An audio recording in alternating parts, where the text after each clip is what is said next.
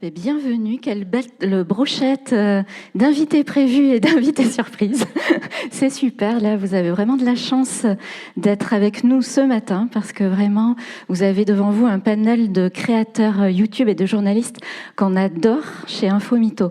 Alors je me présente, je suis Malicia Mévencan, journaliste, directrice éditoriale sur la chaîne YouTube Infomito que vous connaissez peut-être et je travaille également sur le programme audiovisuel Un jour une question. Là, vous connaissez aussi sans doute. Voilà, donc sur Infomito, je travaille avec Nico Martel, qui est notre créateur YouTube, et avec Noureddine, ici présent, dans son coin. Et donc, les assises du journalisme de Tours nous ont donné carte blanche pour faire une masterclass spéciale sur c'est quoi la différence entre journaliste et youtubeur. Donc, et c'est là que le micro me lâche.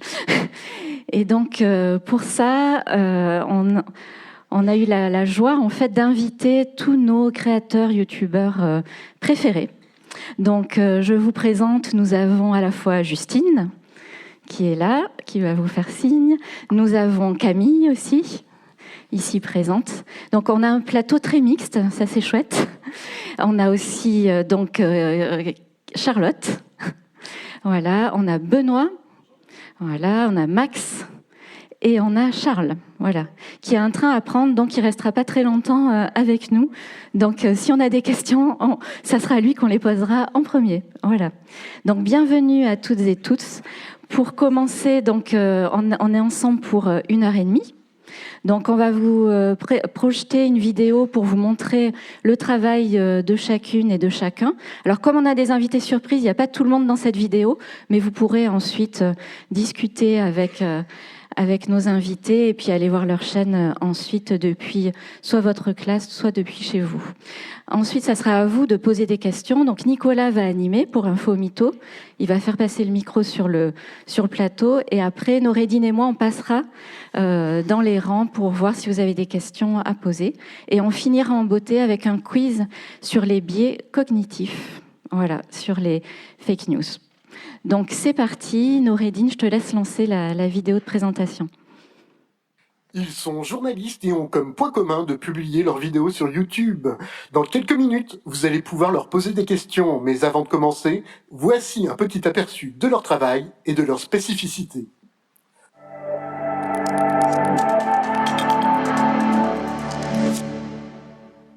Nico, ouais, paraît que le métier de journaliste est dangereux. Ah oui, c'est un métier très dangereux. Faudrait pas que tu tombes de ton tabouret. Hein. Bah non, mais il n'y a pas que moi comme journaliste. Enfin, il y a des journalistes qui vont en zone de guerre ou qui enquêtent sur des dictatures. Oh, mais je vois, tu veux parler de vrais journalistes.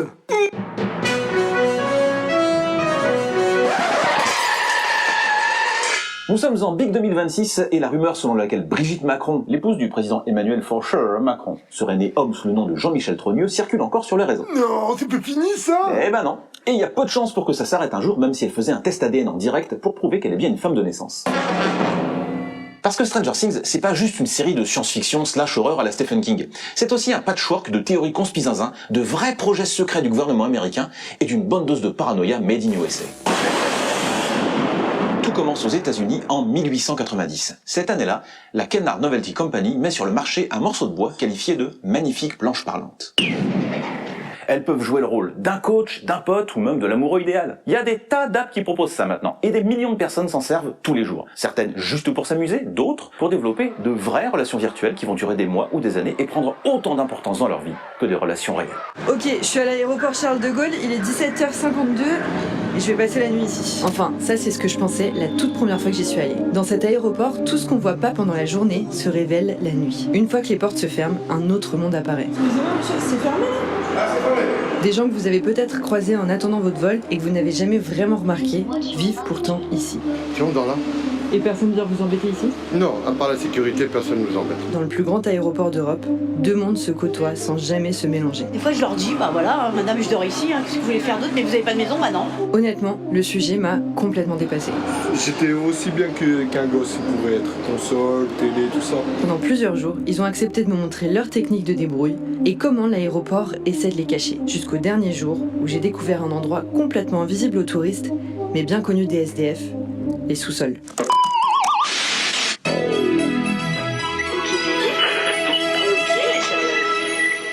suis au château de l'Ordre des Rosicruciens. Je vais les rencontrer, je vais essayer de comprendre leurs secrets. C'est la première fois qu'ils ouvrent leurs portes à une caméra. Dans ce château, il y a la Grande Loge française de la Société secrète de la Rose-Croix. Il y a 2 règles dans l'ordre de la Rose-Croix. Comment on devient membre? Est-ce qu'ils ont une influence politique? Est-ce qu'il y a encore des rituels? Et surtout, pourquoi ils ont accepté que je vienne filmer? Ok, je suis à Toulouse, je vais passer 4 jours avec des zadistes. Et il y a déjà les flics derrière moi. Je suis venue au pif, je connais personne. J'ai passé une journée dans le plus grand rassemblement de tziganes évangéliques d'Europe. Plus tard, on va faire comme nos parents, nous on travaille pas. En ce moment, je vois plein de pêcheurs dans Paris et du coup, je vais les rencontrer pour savoir mais qu'est-ce qu'ils peuvent bien pêcher dans la Seine. Salut, je m'appelle Max, je suis journaliste et ce témoignage fait partie d'une enquête que j'ai menée sur les euthanasies clandestines en France. Alors il peut s'écouter sans avoir vu l'enquête, mais je vous encourage vraiment à la regarder pour tout bien comprendre. L'euthanasie, c'est le sujet tabou. Je veux qu'il y ait un plan légal. Je comprends qu'il y ait des gens qui, de façon clandestine, le fassent. Ça se fait chez soi, sans assistance médicale. J'ai toujours pas trouvé de médecin qui accepte de parler. Je pourrais jamais dire si elle était consciente ou pas. L'euthanasie se voit prônée par certains. Énorme ce thème. On a affaire à un héritage de catholicisme radical. Allô? Ça fait quelques jours que je suis en contact avec une dame qui s'appelle Claire. Elle est ok pour qu'on se rencontre? J'ai aidé mon père à mourir, en France, dans la clandestinité. Le mec avec plein de boutons et t-shirt ridicule, c'est moi. On est en 2014 et je passe 1 an dans un lycée américain. Je prends le bus jaune le matin, je fais des batailles de bouffe à la cafette et je vais au match de foot tous les vendredis avec mes nouveaux meilleurs potes. Et j'étais sûr de m'être fait des amis pour la vie, mais je me suis trompé. Et ça, c'est à cause de lui. I am officially running for President of the United States. Je vais partir à la recherche de mes amis de l'époque pour savoir si, oui ou non, l'Amérique que j'ai connue il y a 10 ans existe encore aujourd'hui et si je peux toujours m'entendre avec mes potes trumpistes. Bon là, il est à peine 20h. Juste à côté, il y a genre 400 personnes qui sont en train de faire la queue. Et encore à côté, il y a une boîte qui s'appelle le K41. C'est un endroit hyper spécial ici. C'est un peu le centre culturel de la techno dans le monde aujourd'hui. Sauf qu'on est à Kiev, en Ukraine, dans un pays en guerre. Donc forcément, c'est pas une soirée normale. Cette image, c'est la première que je filme d'un dangereux criminel de guerre. Lui, c'est Alfred Yekatom, alias Caporal Rombo, et là, je suis en train de m'enfoncer avec lui au milieu de la brousse en Centrafrique. Moi, à cette époque, j'ai à peine 22 ans, je débute ma carrière de reporter, et je suis sur place pour réaliser un documentaire sur la crise dans le pays. Dans cette vidéo, je vais vous raconter comment je me suis retrouvé au milieu d'un coup d'État en Centrafrique. C'est notre pays, c'est pas le pays de musulmans. Nous, on va faire le massacre. Ça, c'est clair. Comment j'ai ensuite retrouvé le chef de guerre qui organisait ce push. Pourquoi il y a tous ces hommes rassemblés dans la cour? Ça, je peux parler en détail. Et comment j'ai découvert qu'il formait une milice armée avec qui j'ai pu passer plusieurs semaines au fin fond de la brousse. Chaque année, des centaines de milliers de personnes traversent illégalement la Méditerranée pour tenter d'atteindre l'Europe. Et l'année dernière, ce sont près de 3000 d'entre eux qui ont perdu la vie. Et j'ai voulu, moi aussi, tenter de monter à bord d'un bateau clandestin pour comprendre pourquoi ces gens prennent autant de risques et surtout comment ils organisent ces voyages illégaux.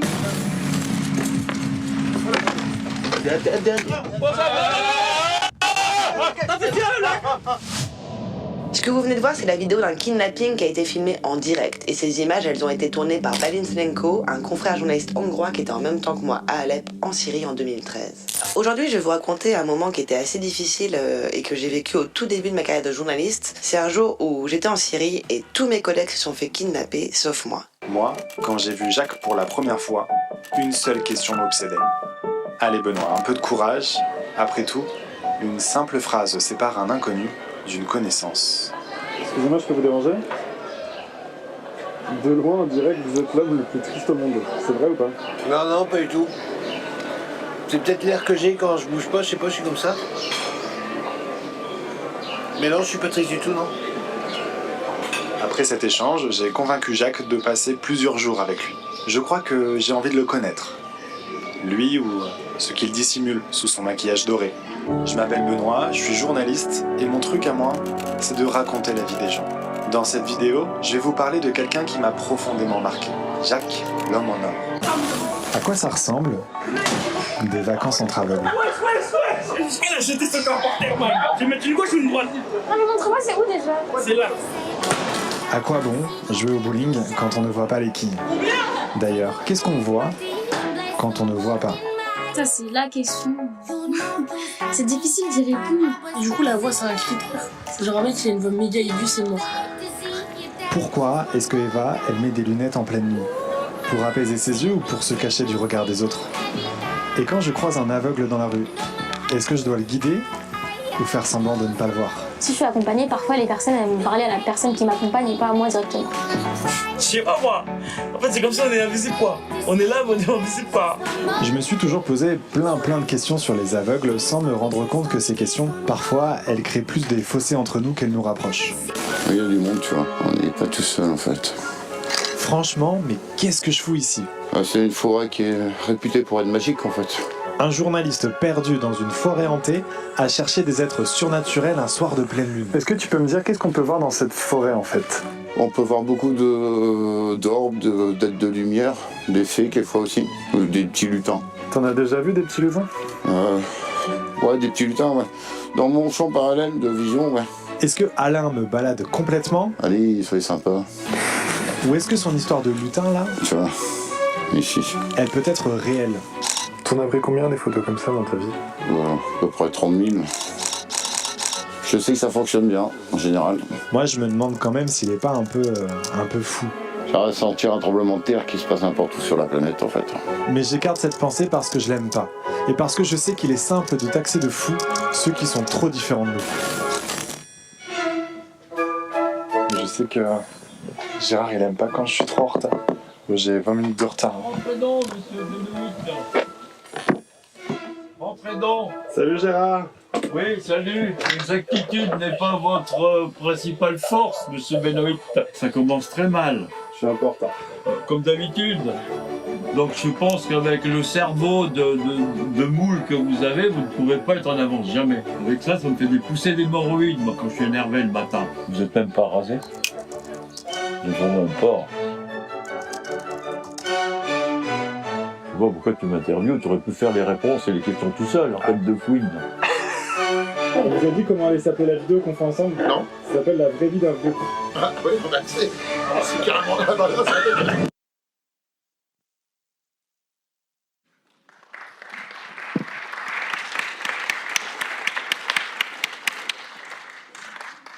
On peut tous les applaudir, bravo, vraiment, on vous adore. Et ceux qui sont dans la vidéo et ceux qui n'y sont pas, celles et ceux qui n'y sont pas, parce que vraiment, vous voyez tout le travail qui est fait en journalisme et sur YouTube.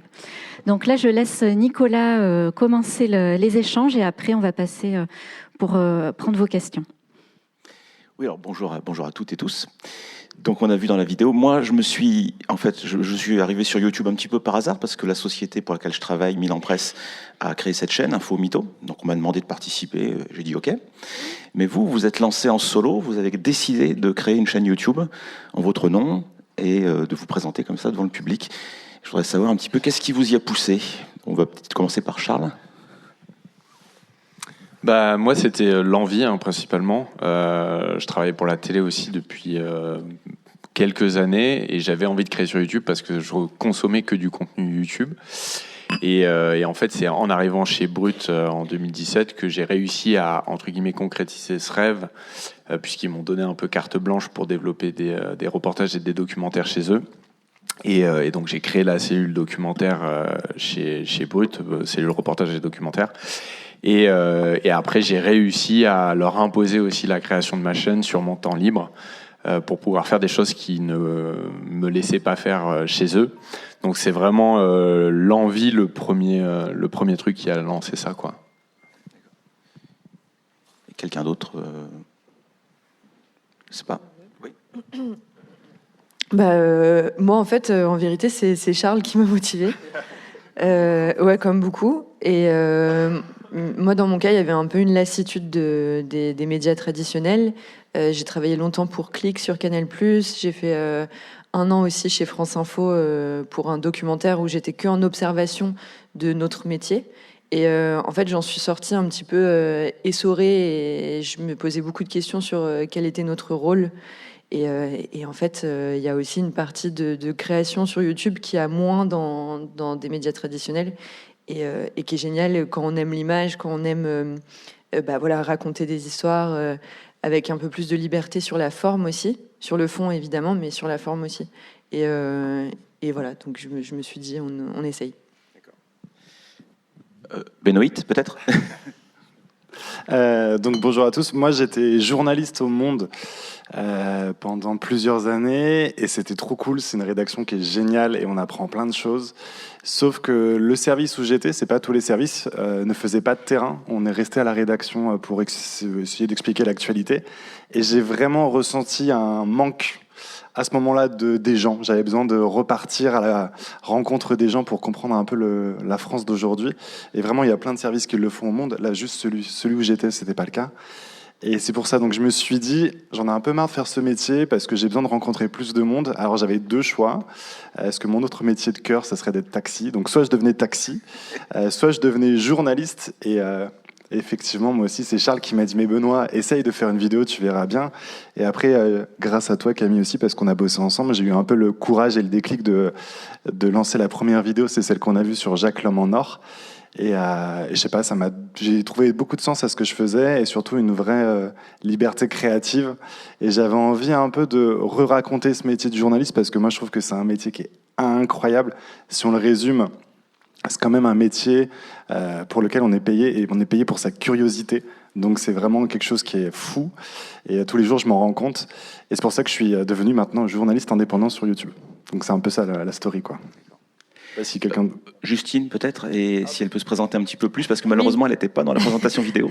Normalement, je ne devais pas venir, ou apparemment, je ne devais pas venir, du coup, j'étais pas dans la présentation, mais du coup, moi, c'est Justine Rex. Ma chaîne YouTube, c'est mon nom, du coup, Justine, et Rex, R-E-I-X. Et je suis plutôt journaliste, enquête, reportage. Et en gros, moi, c'est encore différent de vous tous. Moi, je me suis mise à travailler avec des youtubeurs. Donc, de base, je travaillais pour la télévision, beaucoup JT d'Arte et de France 2. Donc, je faisais des sujets ultra courts. J'étais très frustrée, je pense comme nous tous, par le métier de journaliste à un moment. Et d'un côté, je faisais ces formats très très courts où j'avais l'impression de devoir toujours me dépêcher. Dans les sujets JT, peut-être que des fois vous regardez ça avec vos parents, c'est des sujets qui durent 1 minute 20, 2 minutes grand maximum, et du coup on n'a que quelques petites phrases, il faut aller très très vite au montage et au tournage. Et sinon, je faisais des enquêtes et des investigations pour le Canard enchaîné ou Le Monde, mais dans ce cas-là, c'était de l'écrit. Et j'avais pas l'impression de toucher les gens de mon âge. Et c'est pour ça aussi que petit à petit, je me suis mise à travailler avec des youtubeurs. Donc j'ai travaillé en premier avec Simon Puech. Après, je suis partie avec Hugo Décrypte faire des documentaires en Corée du Sud. J'ai écrit pour Squeezie. Et après, je me suis mise à travailler avec Charles. Et Charles a été le dernier coup de pied au cul qu'il me fallait pour me lancer sur YouTube. Et c'est un truc où je me disais, plutôt que le faire pour les autres, je peux aussi le faire pour moi.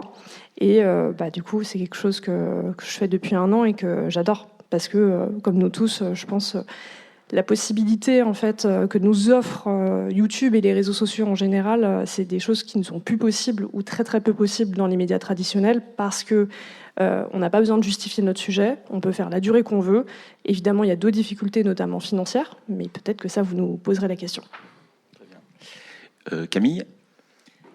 Il y a pas mal de choses qui ont été dites déjà, mais c'est un peu la même histoire. Moi, j'ai travaillé 10 ans pour la télévision avant en documentaire, beaucoup de reportages et de grands reportages. Et c'est vrai que d'année en année, il y avait de moins en moins de cases de reportages, avec des chaînes qui prennent de moins en moins de terrain, en fait, qui acceptent quasiment plus aucun sujet. Donc, j'avoue, j'étais sur le point d'abandonner le métier quand en 2020, Brut m'a repêché un peu une extrémiste pour bosser avec Charles sur la case documentaire. Et donc à partir de là, j'ai repris goût au métier parce qu'on avait un super rédacteur en chef aussi qui nous donnait carte blanche pour faire énormément de reportages et de terrain. Et c'est vrai que 3-4 ans après, je suis partie de Brut avec ma propre chaîne pour continuer en indépendant. Et puis Max, pour terminer. Salut tout le monde. Moi, c'est peut-être un peu différent parce que je ne suis pas passé par une rédac... traditionnel avant. J'ai travaillé un petit peu pendant mes études à Radio France, mais j'ai voulu lancer ma chaîne parce que j'étais presque convaincu que ce que je voulais faire, je pourrais le faire nulle part ailleurs que sur YouTube. Et la liberté surtout que... on en a déjà parlé, mais la liberté à la fois...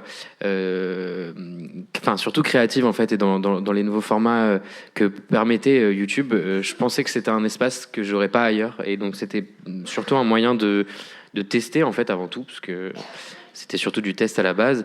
De tester ces nouveaux formats que moi j'avais en tête, et je sentais que c'était l'endroit pour le faire. Merci. On va commencer à passer le micro dans vos rangs. Si vous avez des questions à poser, n'hésitez pas, on est là pour ça. Je crois qu'il y a une première question là qui émerge.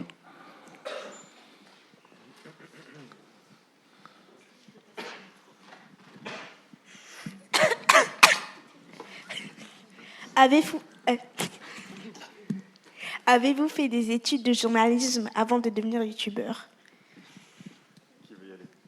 Je vais répondre parce que j'ai le micro.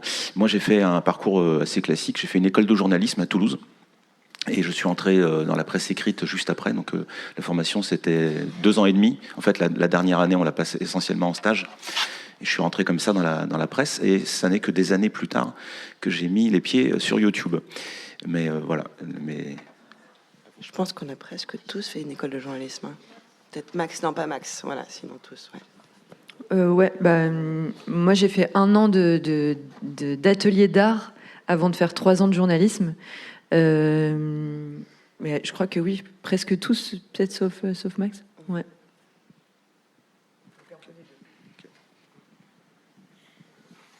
Avez-vous déjà rêvé d'être journaliste sur une chaîne de télévision? Il y en a qui l'ont été ici. Peut-être que tu veux nous raconter comment c'était, cette vie de journaliste télé. En réalité, je le suis encore, parce qu'il y a un documentaire sur France 5 qui va sortir bientôt, parce que je travaille encore un petit peu pour la télévision à côté. Mais c'est un autre monde, la télévision. C'est un peu le vieux monde, en fait. On travaille pour des boîtes de production qui vendent les documentaires et les émissions aux chaînes. En fait, c'est de la sous-traitance. Et on se retrouve avec énormément d'échelons de validation, énormément de gens qui ont des idées préconçues sur ce que le public souhaite voir ou non, avec lesquels on n'est pas forcément toujours en accord, ce qui crée des problèmes. Mais bon, après, la télé, ce qu'elle est, quoi. Tu as dit tout à l'heure qu'il y avait de moins en moins de cases reportages à la télé. Comment ça se fait?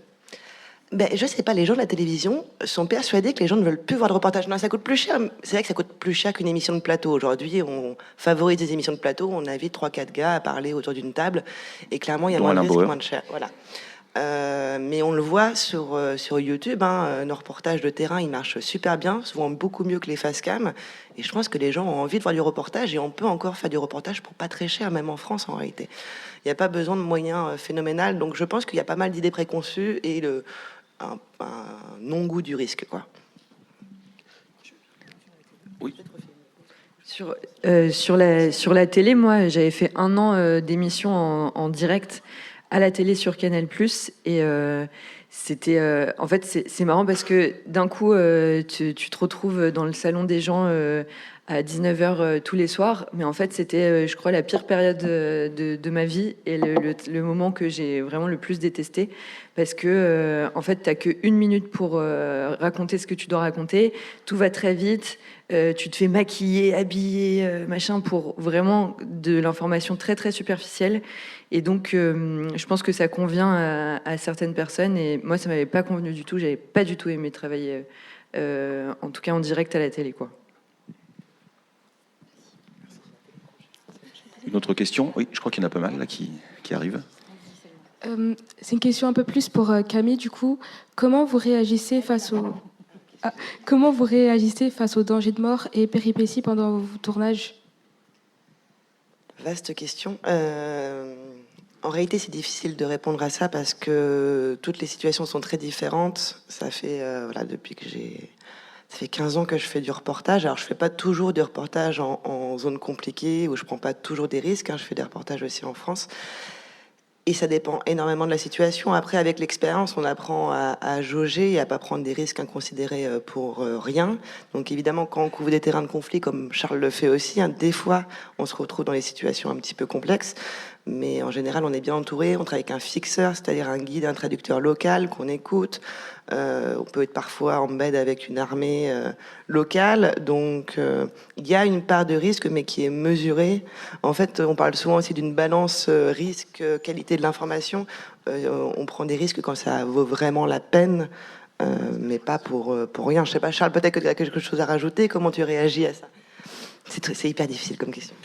Non, oui, c'est difficile parce que tous les pays sont différents, tous les risques sont différents. C'est pas pareil de travailler dans les tranchées en Ukraine où là, je viens de rentrer du Liban. C'est pas les mêmes spécificités, les mêmes dangers, la même intensité de conflit. Donc non, j'ai pas grand-chose à rajouter. Ça dépend vraiment de l'endroit où on se trouve et ça dépend aussi beaucoup de notre personnalité. On réagit pas du tout pareil face aux risques, face aux dangers, face à la peur. Donc c'est hyper important en fait de se connaître un petit peu et de vite savoir si on est capable de travailler et de rester professionnel dans ce genre d'endroit. Mais vraiment, je le dis tout le temps, c'est un mot que j'emploie vachement souvent, c'est situationnel. Ça dépend de là où tu es, du pays, de l'intensité du conflit et de ses évolutions, et aussi de ta personnalité. Ce que je dis, avoir peur, c'est normal et c'est simple. Par contre, garder son sang-froid, c'est important dans le métier, quoi. Exactement. Et je vais vous laisser, je suis désolé, j'ai un train. Voilà. Bonne conférence. Bon voyage. Au revoir. Bonjour, je suis étudiante en journalisme à Lyon 2 et je vais écrire un petit papier sur la petite conférence. Moi, j'ai plus des questions sur la limite entre la création de contenu et le journalisme. L'une de mes questions, c'est qu'est-ce que la limite entre le vlog et le documentaire ? Et aussi, qu'est-ce qu'on fait pour ce qui est de la rémunération quand on est face à des partenariats, à des collaborations comme Hugo Décrypte, par exemple ? Comment vous jouez sur votre déontologie par rapport à ça ? Pour moi, il n'y a pas forcément d'antagonisme entre le vlog et le documentaire. Le vlog va plutôt être la forme qui va servir le propos documentaire. Donc c'est, je dirais, deux strates. Et ensuite, enfin, le vlog, c'est plus une technique de réalisation. Quand le propos ou le regard documentaire, lui, sera, peut être réalisé de différentes manières, mais au final, le documentaire, c'est quoi ? C'est avoir un propos, un regard sur une actualité ou un fait sociétal, etc. Donc là-dessus, j'ai pas l'impression qu'il y ait un antagonisme très fort. Après, je pense que ce que tu, peut-être que, enfin, dis-moi, mais ce que tu avais peut-être en tête, c'était aussi le fait de se mettre à l'image, d'incarner, d'avoir parfois aussi de partager ses émotions et ses sentiments. Moi, c'est vrai que c'est quelque chose que je fais beaucoup, notamment, enfin là, depuis la série Arte. Et moi, honnêtement, ça m'a fait me poser la question de je me suis longtemps considéré journaliste. Aujourd'hui, j'ai plutôt une casquette de réalisateur, finalement, parce que je me rends compte que ce que je propose dans mes vidéos, c'est aussi une expérience que moi, je vais vivre. Et du coup, j'embarque le spectateur avec moi, qui va se mettre à ma place, mais du coup, c'est forcément une expérience subjective. Donc, il y a cette limite-là qui est à conscientiser. Je vais pas, typiquement, on a vu dans l'extrait, j'ai fait une enquête sur les réseaux clandestins qui permettent d'avoir accès à l'euthanasie. Bon, là, j'ai une démarche 100% journalistique, c'est-à-dire que il y a un travail d'enquête, il y a du contradictoire, du fact-checking, c'est pas une expérience que moi je vis, c'est des faits que je vais vous rapporter, que je vais synthétiser, et comme ça, vous avez l'info. Par contre, quand je vais aux États-Unis retrouver mes potes d'il y a 10 ans, là, il n'y a pas de faits journalistiques à proprement parler. Il y a plutôt l'histoire d'un mec qui retourne. Donc c'est plutôt une casquette de réal. Et pour recouper sur la question vlog ou docu, le vlog a encore une fois juste une manière de réaliser. Je pense que Charlotte aussi, tu fais un peu du vlog en soi, mais t'as plus cette dynamique journalistique en mode d'aller exposer des faits plutôt que de vivre. Quoique si tu vis un peu les trucs aussi. Ouais, en fait, t'as tout dit, c'est exactement ça. En fait, ce qui différencie le reportage du documentaire, c'est que le documentaire, il y a plus le regard du réalisateur, le regard du journaliste, qui va peut-être mettre plus de lui. Et j'ai l'impression que c'est un peu ce qu'on fait nous. Et en ce sens-là, c'est vraiment une démarche documentaire. Mais effectivement, tu l'as dit, le vlog, c'est une forme parmi tant d'autres. Ça peut être, on aurait pu choisir de juste mettre de la voix. Ce serait aussi une forme documentaire et des longs plans fixes. Enfin, mais c'est vrai que on a tous je pense, des formats qui mélangent plusieurs codes, à la fois les codes de la télé, les codes de YouTube, où on est presque tous des gros consommateurs. Enfin, il y a plein de trucs qui se mélangent et ça crée un peu comme ça un nouveau format, mais qui peut s'apparenter, qui a tous les critères du documentaire, classique au sens vraiment un regard sur un sujet, quoi. Et peut-être sur tu voulais rajouter un truc. Mais après, le journalisme à la première personne, c'est une des premières formes de journalisme. Quand on regarde du Albert Londres ou des choses comme ça, en fait, les journalistes parlaient à la première personne, c'était de la presse écrite, mais je trouve que YouTube, c'est un peu du journalisme à l'ancienne, mais en vidéo en réalité, où on donne ses émotions, on partage son point de vue et on explore. Sur la question de l'argent et du financement, c'est une super question parce qu'on est tous confrontés à celle-ci. Alors je pense qu'on va tous y répondre, mais moi je veux juste donner le contexte avant. En gros, Quand tu es journaliste, tu réponds un peu à une charte déontologique. Donc dans ton taf, tu dois faire gaffe à des choses et notamment, tu travailles pour le respect de la vérité. Le travail journalistique, c'est en gros faire émerger la vérité et cette vérité, c'est la respecter et c'est faire de l'information. Or, quand tu es youtubeur, l'argent il vient surtout des sponsors, c'est-à-dire des petits moments dans la publicité où tu vas dire cette vidéo est sponsorisée par un tel, ce service il est génial parce qu'il te permet de faire ci, faire ça, blablabla. Sauf que quand tu es journaliste, en fait, normalement, selon les chartes de l'époque, tu peux pas faire ça parce que là, c'est une commande, donc on n'est pas là pour respecter la vérité, on est là pour faire passer une sorte de publicité, quoi. Et donc, ça peut poser pas mal de questions en termes déontologiques. Après, chacun y répond un peu à sa manière, et il faut pas oublier aussi que sans argent, il n'y a pas de reportage. Et ce qui aujourd'hui peut poser problème parce que des journalistes vont montrer leur visage en faisant de la promotion, c'est courant depuis peut-être beaucoup de temps. Par exemple, si vous écoutez des podcasts, souvent le début d'un podcast, ce podcast est sponsorisé par un tel, par un tel, par un tel. Sauf qu'on va pas poser de problème, ça va pas poser de problème puisqu'on va pas voir le journaliste. Donc, je veux dire, cette question, là, elle est un petit peu épineuse, on nous la pose souvent, alors qu'à mon sens, elle se pose depuis la nuit des temps, mais bon. Chacun y répond un peu de sa manière. Moi, ce que j'ai voulu faire, mais je sais pas combien de temps je vais le tenir, c'est ma maman qui fait mes publicités, ou sinon c'est une copine qui est comédienne, parce que j'avais envie de m'amuser un peu et je voulais que ce soit un espace créatif. Donc par exemple la vidéo avec le vieux con là, Gérard, qui arrêtait pas de m'insulter, c'est ma maman qui a fait la publicité pour Mammouth. C'est des IA, quoi, c'est une sorte de chat GPT, on peut en avoir plusieurs. Elle comprenait rien du tout. Quand je lui ai fait faire la pub, c'était très drôle parce qu'en plus, vraiment, elle captait que dalle et c'est normal parce qu'elle n'utilise pas ce service-là. Et ça m'a permis, moi, de me dire « Ah, j'ai pas fait ma publicité, donc ça va, je suis journaliste. » Mais en fait, ma publicité, elle m'a coûté presque aussi cher que de la faire, ça m'a coûté de l'argent. Donc c'est pas non plus un bon deal. Il faudrait que je fasse des publicités incarnées, tranquilles. Mais moi, j'ai pas fait ce pas-là. Je vais le faire, je pense, prochainement. Mais sachez que sans ces revenus, sans ces financements, il y a aussi pas de travail journalistique derrière. Donc c'est pas une question qui est évidente. Moi, je voudrais rajouter un petit point là-dessus. C'est vrai c'est nouveau en fait les journalistes sur YouTube et c'est encore plus nouveau en effet ce cas des sponsors, alors qu'en effet le podcast ça fait longtemps. Donc je pense que les gens sont habitués et c'est normal qu'il y ait plein de questions qui se posent. Moi, dans mon cas, j'ai rajouté en fait une clause sur mes contrats de sponsor qui précise que j'ai le droit de dénigrer la marque en dehors de la sponsor. Donc, il faut savoir que le jour où vous trouverez un emploi, vous allez signer un contrat et ça va être spécifié que normalement, vous n'avez pas le droit de dire du mal de votre employeur. C'est normal, c'est comme ça. Et bien là, c'est pareil pour les sponsors. On n'a pas le droit de dire du mal. Je sais pas, vous faites une pub pour Nutella, vous n'avez pas le droit de dire, même en dehors de la sponsor, Nutella, c'est de la merde. Et bien là, dans mon cas, dans le sens où je suis journaliste, je veux absolument pouvoir me prémunir de ça.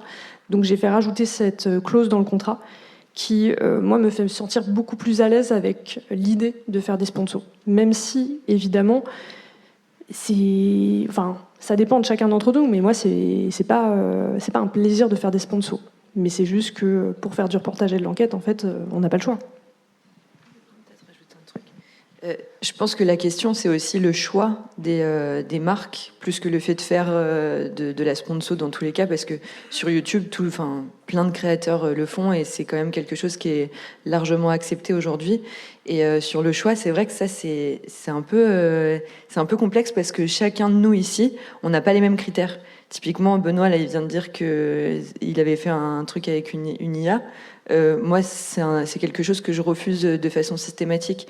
Tandis que je vais faire quelque chose je vais travailler avec un VPN. Peut-être qu'ici, il y en a qui voudraient pas. Donc, je pense que c'est aussi en fonction de nos valeurs et de ce qu'on trouve important ou pas. Typiquement, moi, j'aurais pas envie de faire de la pub pour tout ce qui est matériel ou de la surconsommation. Tandis que je fais une pub pour Conto, qui est une banque en ligne. Et ça, il y en a qui ça fait criser. Tout ce que je peux vous dire, c'est que moi, depuis que j'ai commencé il y a un tout petit peu plus d'1 an, le nombre de marques que je refuse, c'est énorme. C'est l'immense majorité et ça représente énormément d'argent. Et je pense qu'on est plusieurs dans ce cas-là.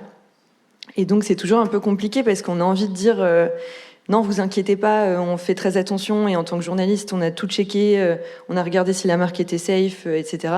Mais voilà, parfois parfois c'est un petit peu ambigu comme question. Mais je pense que, enfin, je sais pas, mais je pense qu'en tout cas ici, vous pouvez nous faire confiance sur le fait qu'on va pas vendre n'importe quoi. Est-ce que tu pourrais faire une vidéo d'enquête sur la marque qui te sponsorise? Ah ben voilà, ça c'est très différent aussi effectivement, parce que il y a 1 minute sur une vidéo de 30 minutes qui n'a rien à voir avec le reste du sujet, et il y a vidéo dédiée de vraiment une marque qui te paye pour faire 30 minutes sur ses activités ou quoi que ce soit. Ça n'a rien à voir. Effectivement, une vidéo dédiée, là c'est la marque qui te dit tu vas faire ça. Et donc non, ça typiquement, je refuse. Je l'ai accepté récemment, mais pour une association. Et voilà, c'est différent. Et donc là, il y a un échange, mais pour une marque, non, jamais de la vie. Et d'ailleurs, pour le gouvernement non plus. Typiquement, là, on m'a proposé de faire un sujet avec l'armée, vidéo dédiée. Il m'avait proposé d'aller dans des sous-marins, dans des trucs. Enfin, trop bien, trop envie de le faire, mais impossible. C'est pas possible parce que là, c'est vraiment guider. Qu'est-ce que tu vas raconter avec une guideline et les choses que tu peux dire, les choses que tu peux pas dire. Et ça, c'est complètement impossible. C'est en dehors de notre métier, quoi. C'est un métier de communicant. Et là-dessus, moi, je voudrais juste aussi dire un truc. Je reprends ton mot sur faire confiance.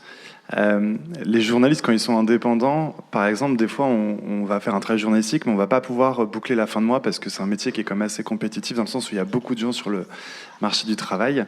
Et donc, on va faire ce qu'on appelle de la communication. La communication, c'est le côté un petit peu plus donc publicité.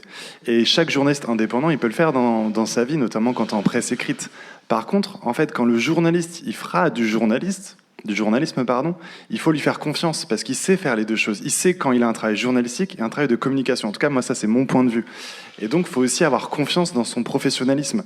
Et donc, ces questions que nous, on traverse parce que, effectivement, avec des publicités, ça se voit direct, mais c'est des questions que beaucoup de journalistes se posent aussi et pas forcément sur YouTube. Donc, faites confiance aux journalistes aussi. On remarque de plus en plus que les médias traditionnels, ils essayent d'aller chercher justement des youtubeurs, des créateurs de contenu, et que la limite entre, même avec vous, le journalisme et la création de contenu, elle devient en fait de plus en plus floue. Comment est-ce que vous voulez et comment est-ce que vous pensez que ce métier justement de journaliste va évoluer dans les années à venir avec les réseaux sociaux et YouTube voilà. Il a déjà évolué. Je pense que en fait, coexistent en effet les médias instits et traditionnels, historiques, on va dire, avec leur modèle historique, le papier, la télé, la radio, etc.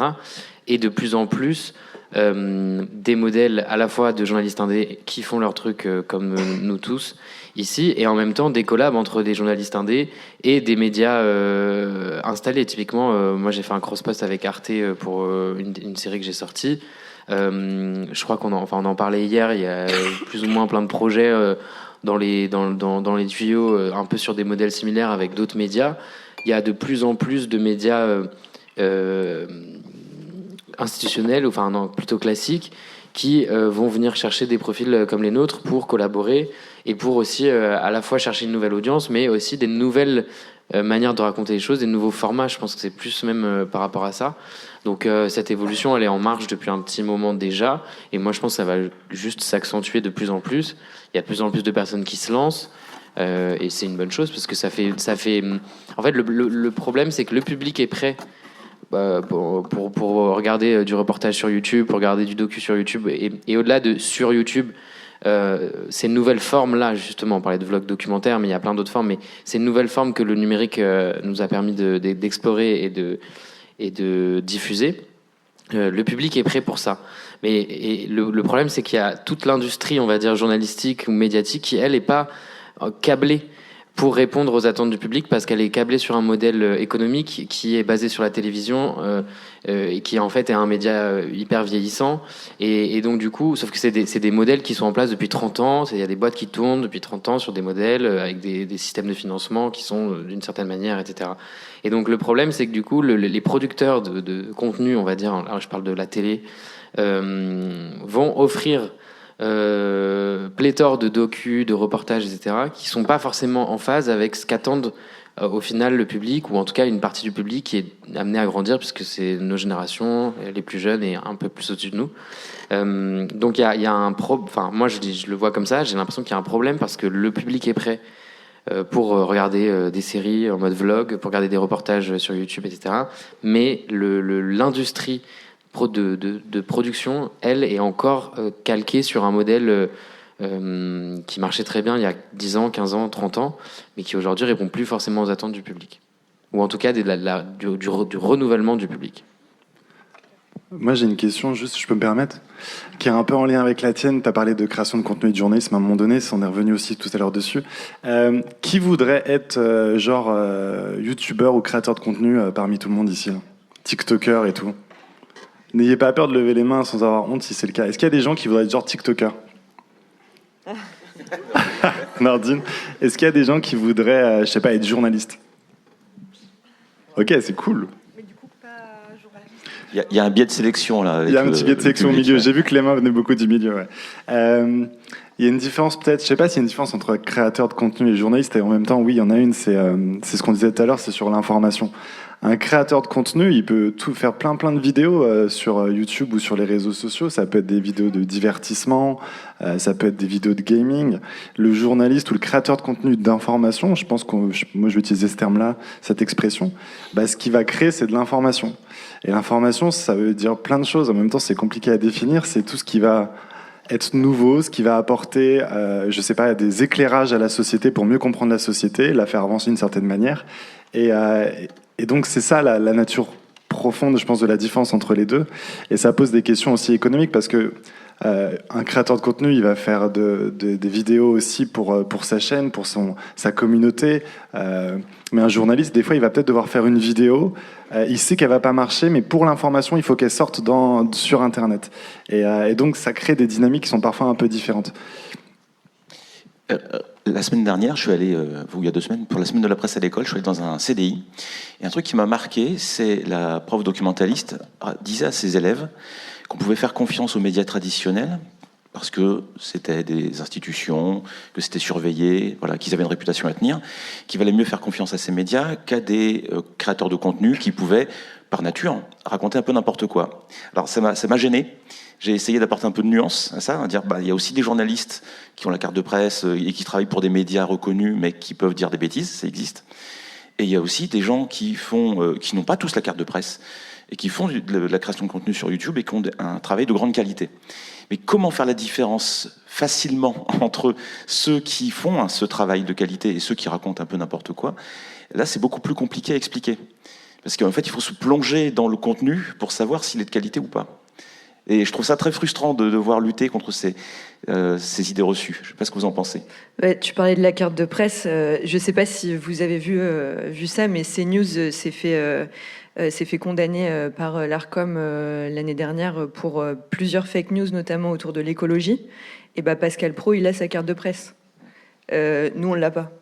Bon, voilà. Mais donc, effectivement, ce que tu dis sur le fait que, oui, il y a des fausses informations de temps en temps qui circulent dans les médias traditionnels, c'est réel. Mais je pense qu'il faut quand même, effectivement, appuyer à nouveau cette idée que, oui, on peut faire confiance dans nos institutions, dans tous les cas. C'est normal qu'il y ait de temps en temps des problématiques avec l'info, des fake news qui passent. Enfin, c'est normal. Non, c'est pas que c'est normal, mais c'est que ça arrive, c'est inévitable, entre guillemets. Voilà, c'est inévitable. Mais oui, évidemment, on peut faire confiance dans les médias traditionnels. Ce qui est super important, c'est de multiplier les sources d'information, en fait. C'est ça le plus important. Nous, je pense que la différence entre ce qui se passe sur YouTube, ce qui se passe sur les réseaux sociaux et les médias traditionnels, c'est simplement que dans la création de contenu, il y a tout. Il peut y avoir des médecins, des sportifs, des sociologues et des journalistes. Mais en fait, il n'y a pas vraiment de différence créateur de contenu, journaliste. C'est juste qu'il y a des journalistes qui utilisent un autre canal pour raconter les choses peut-être un petit peu de façon différente, mais avec des mêmes méthodes journalistiques que ce qu'on fait quand on travaille dans des médias traditionnels. Voilà.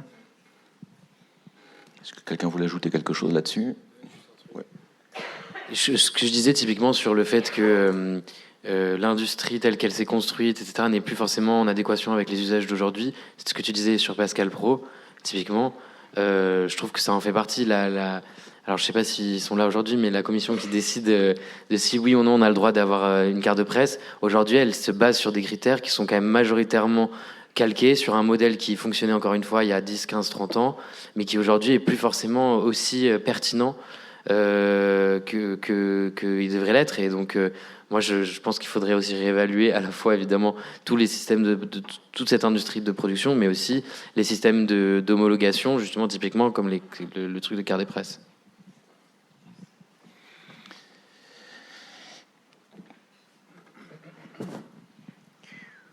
Pourquoi avoir choisi YouTube pour vous exprimer? Vaste question. Qui veut y aller?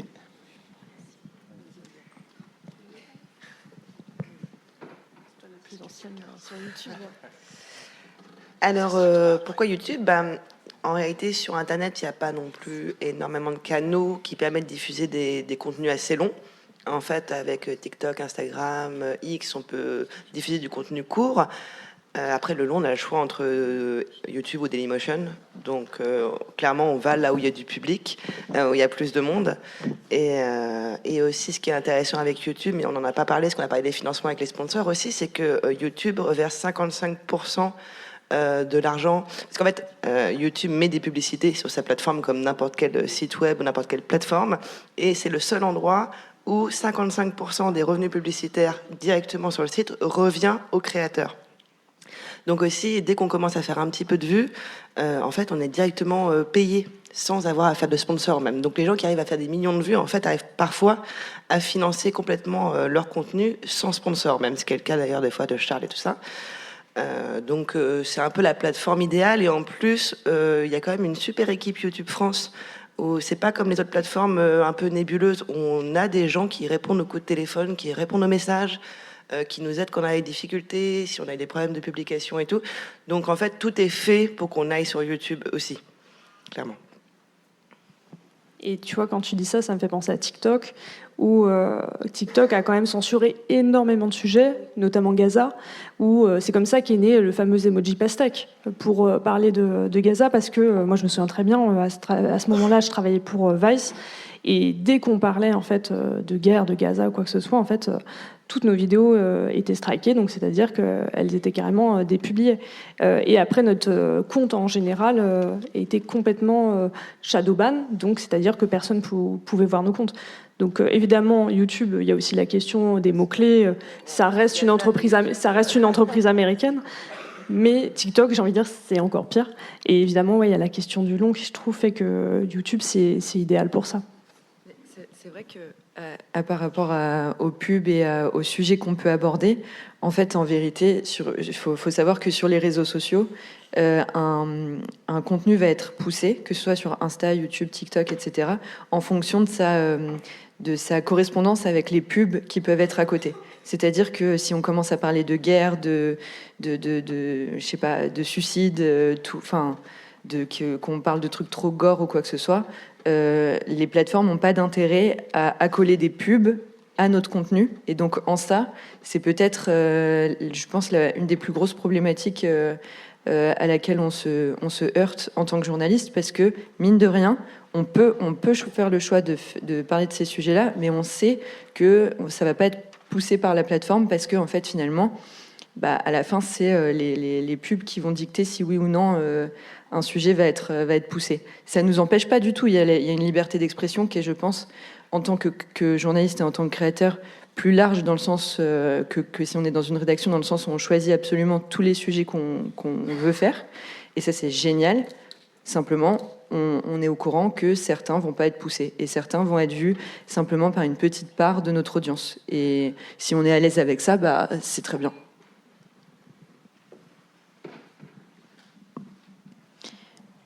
Est-ce que pour vous, les médias traditionnels, ils sont en danger de se faire entièrement remplacer par les créateurs de contenu et les réseaux sociaux dans le futur? Quelqu'un veut y aller? Donc là, on fait de la prospective, ce qui veut dire que je vais sans doute me tromper sur toute la ligne. Moi, je vois pas ça comme une peur. Et je pense qu'au-delà des créateurs de contenu, le métier, là, et donc sans doute, il y a des gens qui veulent devenir journalistes ici. Le métier, heureusement qu'il existe, et c'est le meilleur moment pour être journaliste, parce qu'il y a plein de menaces qui viennent de partout.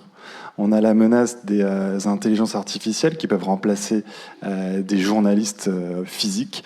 On a la menace de grands milliardaires qui pensent que les médias sont des points où on va juste parler de ses propres idées politiques et les faire passer, et donc museler et neutraliser des journalistes en profession.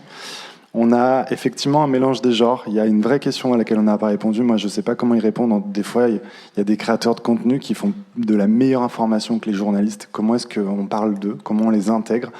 Mais justement pour ça, je pense que le journalisme, il a un moment de son histoire là, récente où il doit encore plus se définir par sa propre définition de qu'est-ce que c'est. Qu'est-ce que c'est être journaliste? Qu'est-ce que c'est créer de l'information? Et je pense qu'il faut être encore un peu plus rigoriste là-dessus, c'est aller revoir les chartes et les respecter à mort, quoi. Donc moi, je pense que le journalisme, au vu de tout ce qui va se passer, les médias traditionnels, mais aussi les initiatives d'information qui vont se mettre en place, ça va plutôt être des bastions de la vérité. Et il y a des bastions qui vont tomber, notamment des bastions détenus par des milliardaires, où un jour on va comprendre que ce qu'ils racontent, c'est pas de l'info, vraiment c'est autre chose, ce sont des mensonges. Et moi, je trouve ça un peu excitant d'être journaliste aujourd'hui, du bon côté du terme, dans le sens où il y a quelque chose à faire.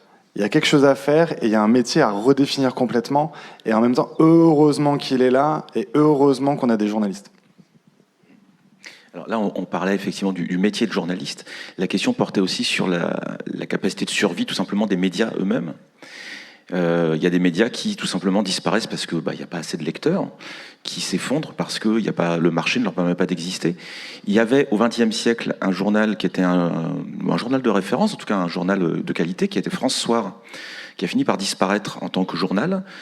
Et la marque a été rachetée, les journalistes ont été virés, et c'est devenu une sorte de blog conspirationniste quand un milliardaire se l'est payé. Et ça, c'est tragique, parce qu'on a une marque qui porte un nom respectable, qui a été transformée en une coquille vide au service des pires idées. Et personne n'est vraiment à l'abri de ça. Après, moi, ça fait plus de 20 ans que je travaille dans le journalisme, et ça fait 20 ans que j'entends que c'est fini, que les médias vont disparaître, parce que les gens n'achètent plus les journaux, voilà. Et en fait, ça existe encore.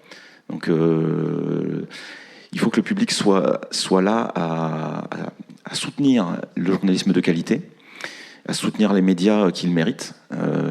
C'est la seule façon qu'on a de garantir l'indépendance de nos médias et la qualité des sujets qui sont traités. Je voudrais juste ajouter un truc. Je pense que c'est surtout aussi une question d'usage. Et donc c'est aussi on voit par exemple Le Monde qui ont su quand même prendre un tournant numérique assez exceptionnel. Il y a l'appli, il y a les vidéos YouTube, il y a tous les contenus sur les réseaux sociaux. Bon eux, ils sont aussi allés chercher l'audience là où elle est partie aujourd'hui. J'ai l'impression que c'est vraiment une question d'usage. Évidemment, nos vies, elles sont bouleversées par le progrès technologique, comment les iPhones sont arrivés dans nos poches, etc. Enfin, donc c'est aussi aux médias eux-mêmes, justement, de se poser la question, quels sont les usages de ma cible et comment est-ce que je les atteins différemment en effet, que par le papier, qui, pour le coup, est en train de sortir des usages.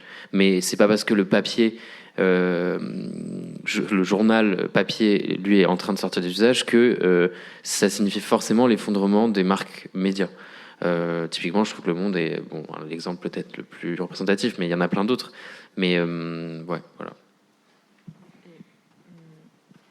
Peut-être, je pense que ce qui serait, en tout cas, normalement, le développement logique, ce serait que tous les financements qui sont aujourd'hui aspirés par justement les médias traditionnels ou classiques se déplacent un petit peu plus là où il y a le plus de consommation et habitude d'aller chercher de l'information, c'est-à-dire typiquement sur YouTube.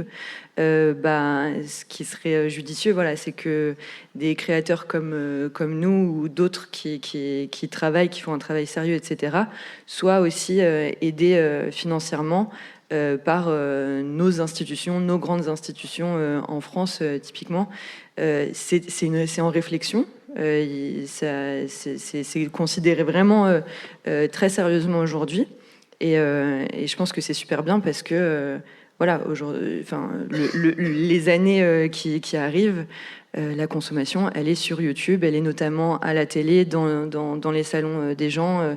Chez les gens, aujourd'hui, c'est complètement devenu une habitude de mettre YouTube comme on met d'autres chaînes de streaming ou comme on met la télé, un flux télé. Donc c'est aussi au financement de s'adapter et d'aller aider ceux qui sont aux endroits où les gens regardent aussi.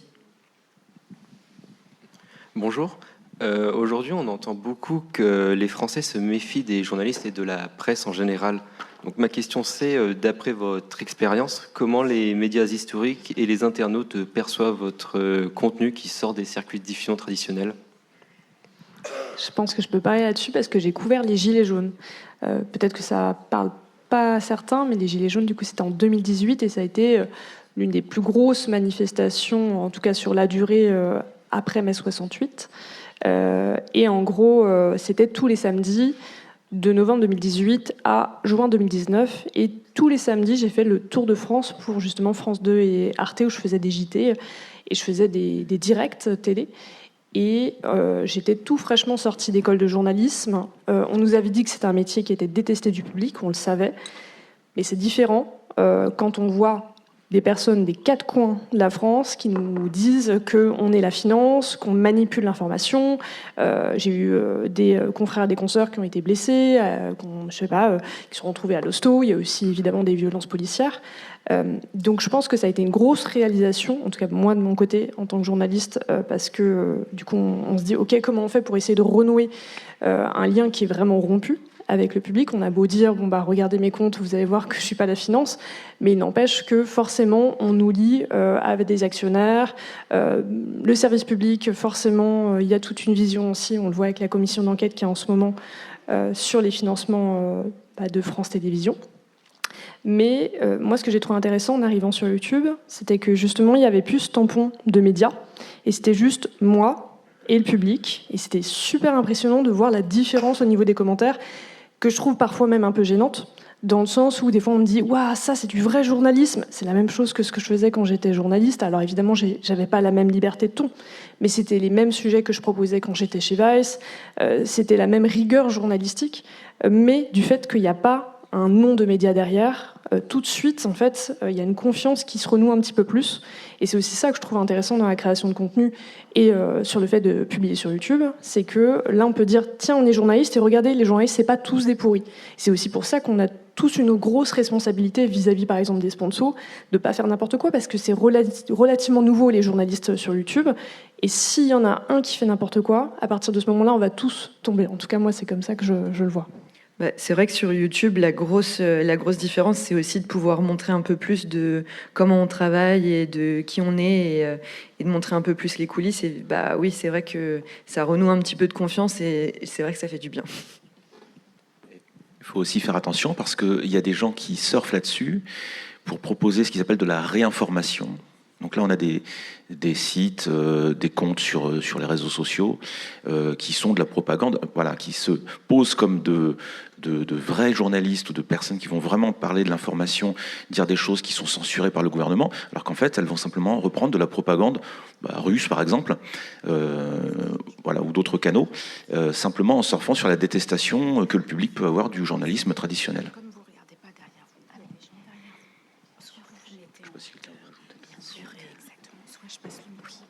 Alors, bonjour. Plus tôt, vous avez parlé d'informations, de fausses informations, d'IA et de financement.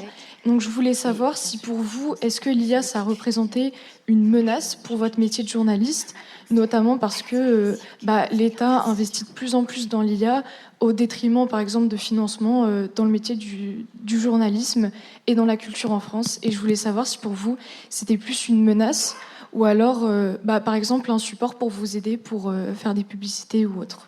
Merci. C'est coton, là. Quelqu'un a envie de répondre ou pas ?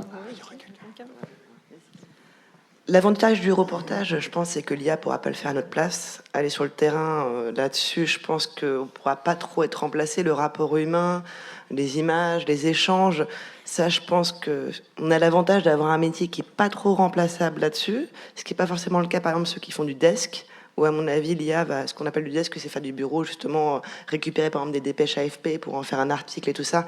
Ça, clairement, je pense que l'IA, bientôt, pourra faire un travail beaucoup plus efficace qu'un journaliste. Ouais, voilà, c'est le cas.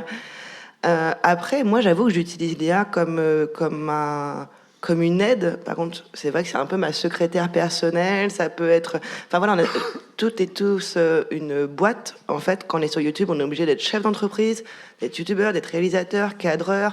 Enfin, on doit faire beaucoup de choses. Et c'est vrai qu'il y a des outils aujourd'hui qui nous permettent de gagner énormément de temps sur parfois de la paperasse, sur même on recherche une information qui est dans un rapport de l'ONU de 500 pages.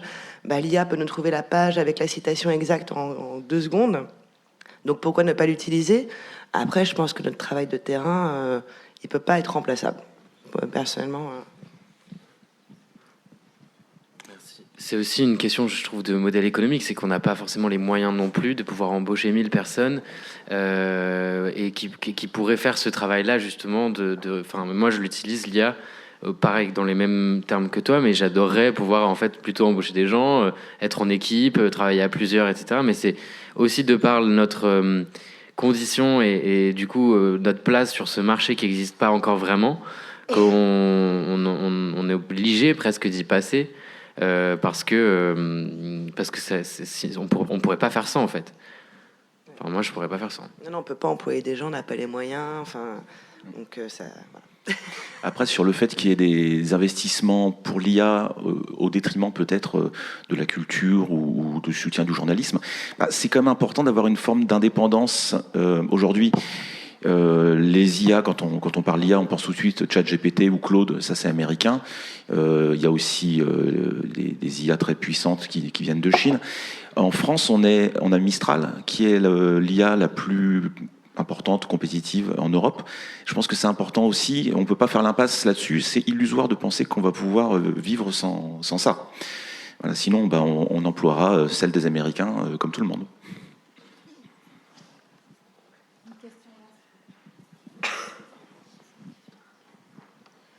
Le monde de youtubeur est-il plus un monde d'hommes ou de femmes? Et est-ce plus compliqué de se faire une place quand on est une femme? Par exemple, le nombre de vues est-il moins important?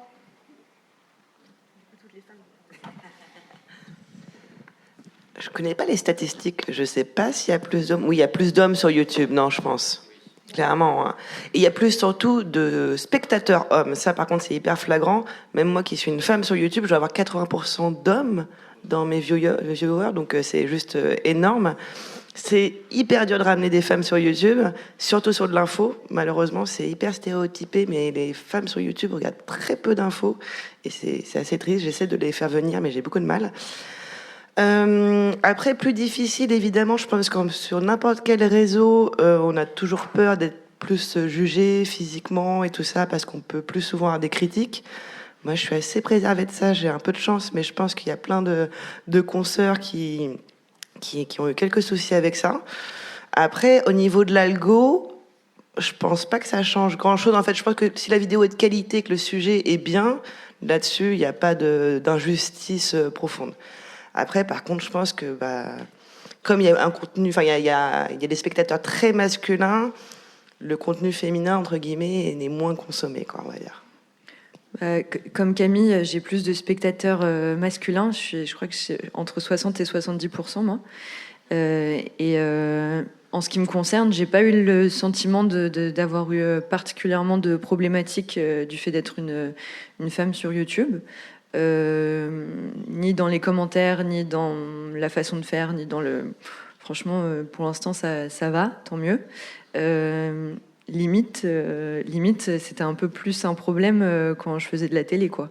Parce que là, il y a un peu le cliché de, sur le plateau, il y a tant d'hommes, tant de femmes. Et puis, comme je vous disais tout à l'heure, on passe avant au maquillage, on est habillé comme la styliste l'a décidé, et on représente quelque chose voilà, notre féminité, elle est mise d'une façon, dans leur idée, etc. Donc justement, moi, sur YouTube, j'ai l'occasion, si je veux, de pas coller à un exemple, et ce qui était beaucoup plus flagrant à la télé. Donc, dans mon sens, en tout cas, ça va plutôt à rebours de ce qu'on entend habituellement. C'est plutôt une libération pour moi d'être sur YouTube en tant que femme. Je me souviens plus en effet des chiffres, mais il y a des chiffres, je crois que 18% des créateurs sont des créatrices. Donc il y a quand même beaucoup moins de filles sur YouTube. Et si on enlève les contenus genrés, donc axés autour de la mode, du maquillage, et j'ai aucun souci avec ça, il y en a encore moins. Ce qui fait que du coup, une parole féminine qui a une parole notamment d'experte, il y en a très très peu. Il y a plein d'études qui montrent qu'une femme qui va expliquer un sujet, par exemple historique ou scientifique, va être décrédibilisée ou être moins crue alors qu'elle a les diplômes pour ça. Et c'est vrai que je trouve que nous, on est assez préservés parce qu'en fait, on parle d'infos en tant que telles. Donc, vu qu'on le montre, on va forcément pas nous dire que ça n'existe pas, mais il y a plein de consoeurs sur YouTube qui nous parlent régulièrement de ces problèmes.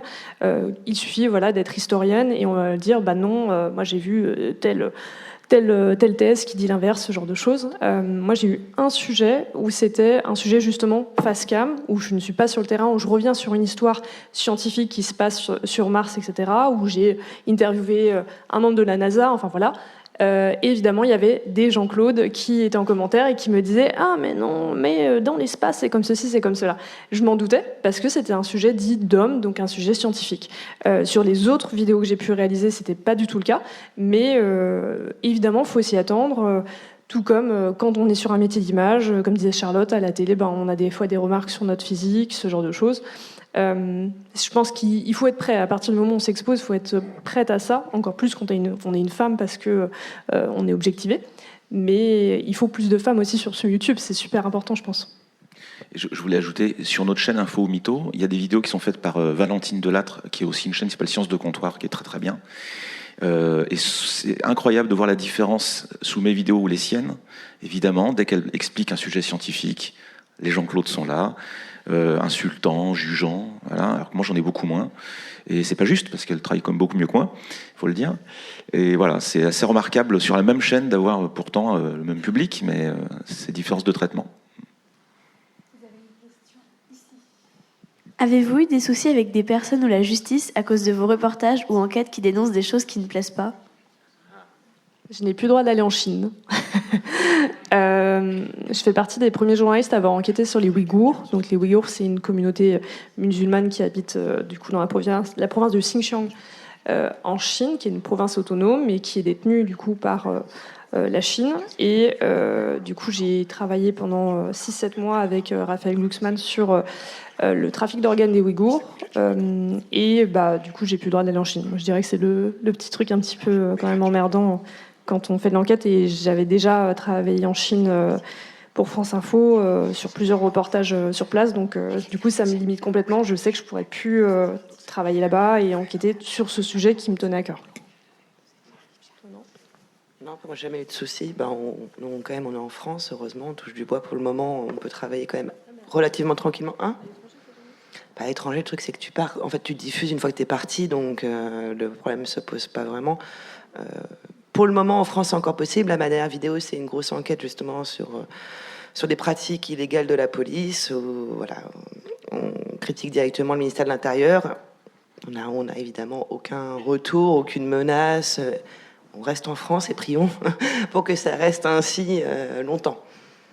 Peut-être, moi j'ai un exemple. Là récemment, j'ai fait un sujet sur une ZAD, donc une zone à défendre à Toulouse, et je mets clairement en cause la SNCF. Et je pense que ce cas-là, c'est un bon exemple parce que moi, je suis dans une agence qui travaille beaucoup avec la SNCF, qui a plein de créateurs dans son agence qui travaillent avec la SNCF. Et typiquement, ça n'a pas été un problème, même en étant dans cette agence, de critiquer à ce point-là la SNCF. Je ne travaillerai pas avec eux, juste.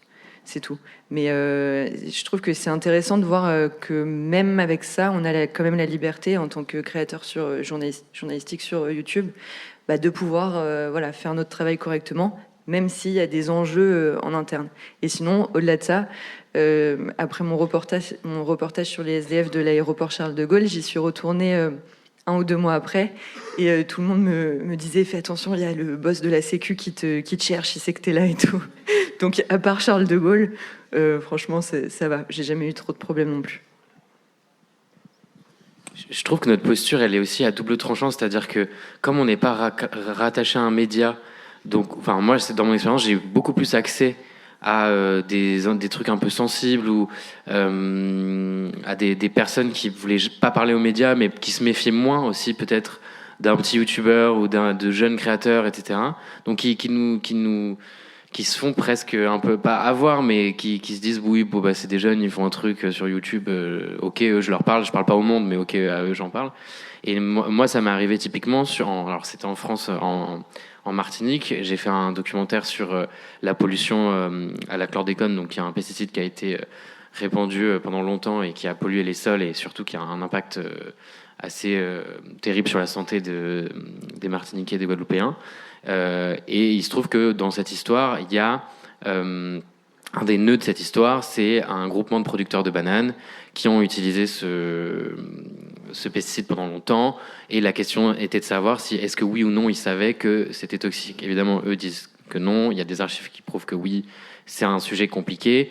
Ces gens-là nous ont quand même, quand on a fait ce doc, ouvert leurs portes en pensant que on faisait un TPE, quoi. Enfin, vraiment, leur attitude vis-à-vis de nous, c'était en mode, allez, les petits jeunes, on va vous montrer les bananes, quoi. Et en fait, quand ils ont compris la tournure de ce qu'on faisait, moi, j'ai commencé à recevoir des coups de fil de pression. On était déjà rentré à Paris et on avait fait une projection, je m'en souviens très bien, à Paris. Ils sont venus, le chef du groupement du lobby de la banane, il est venu à Paris avec son équipe. Ils avaient pris des places sous des faux noms pour être là à la projection. Et bon, à la fin, il s'est rien passé, mais les gens sont quand même venus nous voir. Les Martiniquais nous avaient prévenus, disant si vous attaquez à eux, attention, etc. Mais je pense que, à mon avis, ils se sont fait avoir une fois, ils se feront pas avoir deux. Mais notre posture aussi de créateurs ou créatrices indépendants permet encore aujourd'hui d'avoir un accès peut-être un peu plus simple à des sujets vis-à-vis de personnes qui se méfient peut-être un peu moins parce qu'on n'est pas encore totalement identifié comme des personnes qui peuvent faire éclater des scandales. Enfin, voilà, on n'est pas Élise Lucet, quoi. Mais donc, et en même temps, l'autre problématique, c'est que nous, on n'a pas une rédaction derrière nous, on n'a pas un média avec des juristes. On est seul face à nous-mêmes. Donc si le lobby de la banane, ils avaient envie de nous attaquer juridiquement, eux, ils ont du temps, de l'argent, autant qu'ils veulent. Nous, on était perdus, quoi. Enfin, je veux dire, on n'avait pas... Donc c'est aussi à double tranchant. Il y a ce qu'on appelle les procédures bâillons. Voilà, c'est-à-dire on vous attaque en tant que journaliste, en tant que société de presse, pour vous empêcher de diffuser quelque chose, parce que sinon ça va vous ruiner. Bon, nous, on n'a pas vraiment eu ce type de problème. On a eu une lettre de Raël. On avait fait, je ne sais pas si vous voyez qui c'est un chef de secte. Ouais, Raël. Enfin, c'était peut-être pas lui personnellement. Moi, je choisis de penser que c'était lui, ça me fait rire. Mais on avait diffusé une vidéo, une sorte de récap de sa vie, son œuvre. Il n'était pas content parce qu'on avait dit que c'était un chef de secte et donc il nous avait menacé. Il n'y a pas eu de suite. Mais effectivement, beaucoup de journalistes, même dans les médias reconnus, reçoivent des coups de pression comme ça pour dire attention, si vous vous attaquez à nous, ça va vous coûter cher. Parce qu'une procédure judiciaire, même si on en sort vainqueur à la fin, ça coûte très cher. Surtout quand on est indépendant. Et des entraves à la liberté de la presse, il y en a partout dans le monde. Et par exemple, aujourd'hui, un journaliste qui va aller embarquer sur la flottille pour Gaza et qui va vouloir documenter juste ce réel-là, ces gens qui font ça, va se retrouver arrêté par l'armée israélienne et va être interdit de territoire et ne pourra plus aller sur le terrain israélien. Donc en fait, le monde, il y a de plus en plus de conflits là, qu'on peut documenter et en même temps, on n'a plus accès à ces terrains-là. Donc c'est vraiment un combat de tous les jours. Bonjour, vous avez un petit peu abordé la question déjà quand vous avez parlé des commentaires, mais c'est vrai que sur YouTube, vous ne faites pas partie d'une rédaction, vous avez votre propre identité. Donc comment vous gérez cette nouvelle relation avec le public, cette nouvelle proximité? Est-ce que ça permet de briser une image un peu froide, de briser la glace un peu entre guillemets? Et au niveau du financement aussi, est-ce que ça aide d'agir en son nom, d'avoir une communauté propre qui vous suit vous, ou est-ce que c'est plus compliqué que si on était dans une rédaction justement? Je veux bien juste commencer sur celle-ci parce qu'avant d'être journaliste indépendant sur YouTube, j'étais au Monde. Et au Monde, on représente quand même une énorme maison, c'est une rédaction de ouf. Et à chaque fois que je devais, parce que je faisais partie des journalistes qui bossaient sur les réseaux sociaux, et à chaque fois que je devais commenter, je me prenais la tête pendant 10 minutes en mode mais que dirait le monde? Est-ce que le monde peut dire ça? Est-ce que je vais pas trop loin? Mais est-ce que je peux utiliser le jeu à la première personne? Et vraiment, c'était à chaque fois un casse-tête, alors que ça devait être plus simple normalement, j'imaginais. Et là, d'être sur YouTube, je réponds en mon nom. Donc c'est extrêmement simple de faire des commentaires et je vais souvent même plus loin. C'est-à-dire que les vidéos que je fais, c'est beaucoup des témoignages et ça ouvre un peu des brèches chez les gens. Et après, les gens parlent aussi de leur rapport à l'addiction, au fait d'être un vieux con, d'avoir coupé les liens avec leur famille et tout. Et donc il y a vraiment des nouveaux témoignages qui apparaissent dans l'espace des commentaires et c'est chouette parce que ça devient une sorte de forum. Donc moi, clairement, ça a été très libérateur. Ouais. Pour moi aussi, je trouve que ce format de pouvoir discuter avec les gens directement, que ce soit en commentaire, parfois même en DM, moi je m'appuie beaucoup sur ce que les gens me disent, peut-être un peu trop, mais je trouve que c'est super riche et c'est justement ce que je voulais aller chercher aussi en allant sur YouTube, c'est-à-dire un rapport plus de service. C'est-à-dire, en fait, on le fait un peu pour les gens qui nous regardent. Et donc, en fait, si d'un coup, pendant un mois, je reçois plein de messages qui me disent attends, on a trop envie que tu fasses un sujet sur les free parties. Je vous dis ça parce que c'est ce qui est arrivé récemment. Et moi, j'ai jamais pensé à faire un sujet sur les free parties. Je vais le faire. Parce que, en fait, je me vois un peu comme un passeur qui est un peu, qui rend un service. Et donc, l'échange avec les gens en commentaire ou en discussion, il est super riche. Et de temps en temps, ça me permet aussi d'ajuster dans mon prochain sujet. Est-ce que, là, j'ai vu que les gens qui ont regardé le sujet me disent on aimerait bien que tu ailles un peu plus fouiller de ce côté-là, ou là, il manquait un petit peu ce truc-là. Et simplement, en fait, je suis assez ce qu'on me conseille ou ce qu'on me dit. Et je trouve que c'est super riche. Et à côté de ça, j'ai testé d'ouvrir un Patreon. Alors, pour l'instant, ça marche pas très bien, mais avec l'idée de réfléchir ensemble avec certaines personnes, des gens qui veulent aller sur le Patreon et faire une sorte de mini-rédac et de réfléchir ensemble à des sujets. Et c'est des gens que je connais pas, mais qui peuvent donner leur avis sur mon prochain sujet. Et je trouve que c'est super, super riche.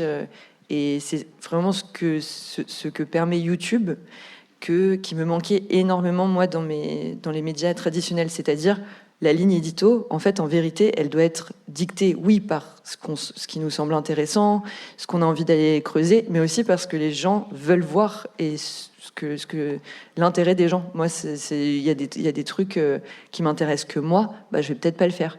Je vais essayer de me baser aussi sur ce que j'entends et sur ce que je lis en commentaire ou dans mes DM, quoi. Ce qui est drôle, c'est qu'on peut aussi utiliser ce que disent les haters dans les commentaires. Nous, on a fait une vidéo sur Info Mythos sur les théories du complot, genre on n'est jamais allé sur la Lune, avec les arguments, on a débunké les arguments. Il y a eu énormément de commentaires nous disant « mais vous n'avez pas pris en compte ça, ça, ça, ça et ça ». Il y a eu plein de Jean-Claude. On a fait une deuxième vidéo pour leur répondre. Voilà, donc ils fournissent du contenu aussi. C'est vrai que ça déplace... Quand tu es journaliste indépendant, en fait, ton patron, c'est toi-même. En fait, ton patron, c'est aussi les gens pour qui tu bosses. Et tu bosses directement pour eux. C'est différent que quand tu es dans une rédac où tu bosses pour les gens, mais à travers plein d'intermédiaires. Et globalement, tu bosses pour ta direction qui va dire oui ou non, tel sujet, oui, tel sujet, non. C'est quand même pas évident. C'est-à-dire que tu arrives dans ton métier tous les matins, tu dis « Ah, j'ai une super idée de sujet », et on peut te dire « en fait, non ». Ce qui est pas évident dans un métier. En vrai, ça crée des fragilités. Et là, on n'a plus tout ça, quoi. Donc moi, je sais que ma rédaction, c'est les gens qui me suivent. Et ça, c'est assez chouette. Juste, on arrive dans les 5 dernières minutes, donc on va prendre encore des questions, peut-être des réponses courtes pour pouvoir que le maximum de gens puissent en poser. Moi, je vous laisse juste, il y a un rendez-vous médical, mais merci pour vos questions qui étaient super intéressantes. Salut. Au revoir, Justine. Bonjour. Vous parliez de la liberté des formats tout à l'heure. Comment est-ce que justement vous concevez, vos formats YouTube? Est-ce que ça a été fait en amont de la création de vos chaînes? Est-ce que vous faites un sujet et vous vous dites, OK, au montage, on va essayer de le faire plutôt comme ci ou plutôt comme ça? C'est une question super intéressante parce que c'est un peu tout le cœur d'être sur YouTube, c'est justement cette liberté dans la forme aussi. Ouais. Et parfois la forme, elle soutient le fond. Moi, dans mon cas, j'ai réfléchi, j'ai fait un premier test en janvier 2025, j'ai fait une vidéo un peu comme ça, en testant. Et puis ensuite, effectivement, j'ai vraiment réfléchi à qu'est-ce que je veux dire, en quoi la forme, elle va soutenir ce que je raconte. Est-ce que je suis légitime de parler de tel ou tel sujet ?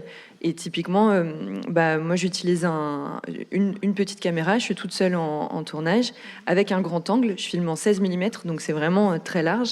Et rien que cette forme-là, ce format de pouvoir être en grand angle, ça soutient le fond dans le sens où quand je suis en grand angle, je suis très proche des gens. Et moi, dans le fond, c'est vraiment ce que j'essaie de développer aussi dans mes formats, c'est-à-dire de l'intimité, de la simplicité aussi dans l'échange. Je fais jamais de caméra posée avec des gens qui sont assis sur une chaise, etc. Donc oui, ça franchement c'est super pour ça et c'est réfléchi. Parfois c'est pas réfléchi, il y en a qui réfléchissent pas trop à la forme et c'est génial aussi parce que ça se fait un peu naturellement. Dans mon cas, c'est quelque chose qui m'intéresse énormément et je continue d'apprendre et de réfléchir encore à la forme en ce sens-là. Moi, il y a un truc que je fais en reportage, j'arrive toujours en retard. Mais genre 15 minutes, parce que je veux voir, et tous les jours, je veux voir comment la personne elle réagit à mon retard. Mais c'est horrible. Ouais, je sais. Ouais. Et c'est pour ça que Gérard, il pète un câble et qu'il m'insulte, parce que tous les jours, je venais vraiment avec 15 minutes pile poil de retard. C'est pas de la torture, mais presque. Mais je pense que la manière dont on réagit au retard de quelqu'un, en fait, ça dit des choses. C'est un peu le hors-champ, c'est tout ce qu'on voit pas. Et ce que je voulais faire dans mes vidéos, c'était toujours montrer ce qu'on voit devant la cam, mais surtout ce qu'on voit pas derrière la cam. Parce que pour moi, ça dit beaucoup de choses.